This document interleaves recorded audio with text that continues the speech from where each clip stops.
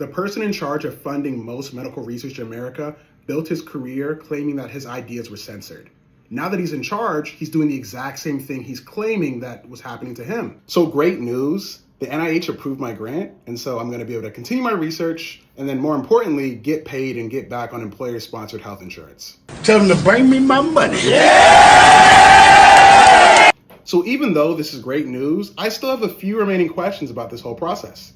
So to bring us back on this whole timeline of what my experience was, I was told to change what my work was because it was labeled a DEI activity. I asked for clarification on what a DEI activity is, and we got no clarification, but we were told that it's important to remove all these random DEI activities through my work. And again, to clarify what I study, I care about mistreatment in healthcare settings. So again, thinking about if a doctor calls you a name, if you feel like you're not being listened to, a lot of conversations are happening right now about trust in healthcare.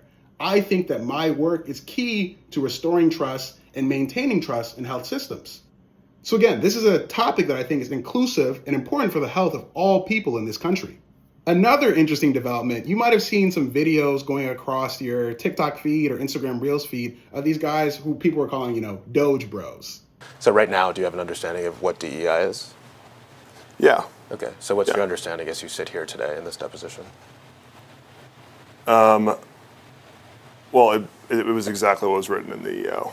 And so anytime that we would look at a grant through the lens of complying with an executive order, we would just refer back to the EO and assess if this grant had relation to it.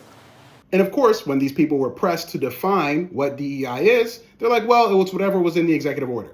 And, if the chatbot told me that it was DEI, well, we got to get rid of it. And so even though I'm very happy that my work was able to be kept alive through this process of renegotiating with the NIH, I think I never should have been targeted.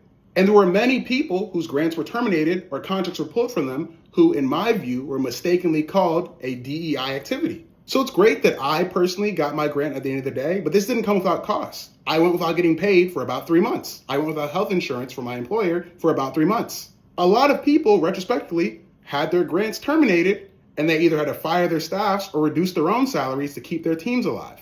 And so what's really cruel about all of this is that these are being framed as ideological debates, things that have no value to the scientific community and to the people in America. But at the end of the day, a lot of these grants and contracts are used to just fund people's lives, make sure that their kids can eat. I get it. There's a lot wrong with science right now. There's a lot wrong with healthcare right now. But how are you attracting people into this space if all we have is chaos